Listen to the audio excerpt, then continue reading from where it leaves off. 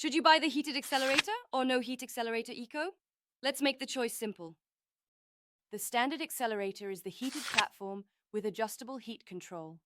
High, medium, low, or off. At 120 volts with heat on, it draws about 11 to 12 amps and dries hands in roughly 8 seconds.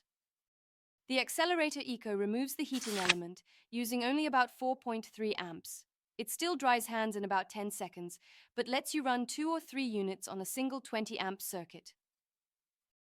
The Eco's lower power draw saves on electrical labor and panel space during install and cuts annual energy costs nearly in half, perfect for airports, stadiums, and universities.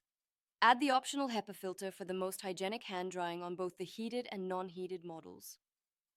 Smaller installs often choose heated accelerator for comfort, while large rollouts choose Eco to save money and power.